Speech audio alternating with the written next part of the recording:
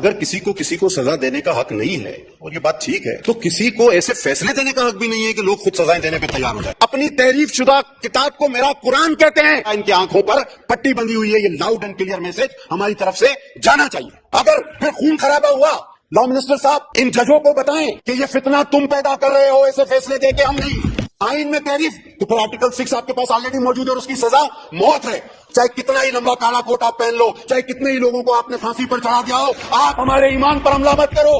یہ جو آئین کو ری رائٹ کیا گیا ہے، قرآن و سنت کے احکامات کے خلاف فیصلہ دیا گیا ہے. قرآن پاک میں تحریف کی اجازت دی گئی ہے. یہ پاکستان میں نہیں ہو سکتا کہ آپ ایک عمارت کی چار دیواری کے اندر بیٹھیں گے اور پھر وہاں پر آپ جو مرضی تحریف قرآن کے اندر کر لیں. اور جن ججز نے یہ کام کیا ہے انہیں انصاف کے پٹاڑے کے اندر لے کر آنا چاہیے. اور میں یہ سپریم کورٹ آف پاکستان سے بھی ریکویسٹ کروں گا کہ آپ اپنے فیصلے کے اوپر نظر ثانی کریں. جناب والا، یہ کوئی سیاسی ایشو نہیں ہے، یہ ہم سب کے ایمان کا معاملہ ہے. جب تک اس کا رزلٹ نہیں نکلتا اور اس پہ قوم کا اعتماد نہیں ہوتا تب تک یہ عوام جاتا رہے گا. میری درخواست ہے کہ اس ایشو کو آپ اس کے لیے اسپیشل پارلیمنٹری کمیٹی بنائیے، علماء کرام کو بٹھائیے، ہمیں موقع دیجیے اور وہ پارلیمنٹری کمیٹی تب تک اپنی میٹنگز کرتی رہے جب تک سپریم کورٹ اپنے اس فیصلے پہ نظر ثانی نہیں کر لیتا. جج صاحبان ہمیں یہ بتائیں کہ انہیں آئین میں ترمیم کرنے کا اختیار کہاں سے ملا؟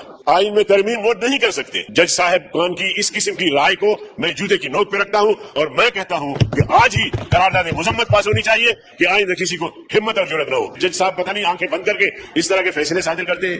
چار دیواری میں جرم ہو اس کی نوعیت اور ہے، کھلے عام ہو تو اس کی نوعیت اور ہے. میں تو سمجھتا ہوں کہ چار دیواری کے اندر جو جرم ہوتا ہے اس کی سزا زیادہ ہونی چاہیے، اس لیے کہ وہ چھپ کر کام کرتا ہے، لوگوں کے نظروں سے چھپ کے کام کرتا ہے، جرم کا ارتکاب کرتا ہے اور اس لیے سے کرتا ہے کہ میرا یہ جرم چھپ جائے. اس قادیانی نے ناموس رسالت کی توہین کی ہے. تو ہر لحاظ سے میں سمجھتا ہوں کہ جج صاحب کے اس رائے کو مسترد کرنا چاہیے.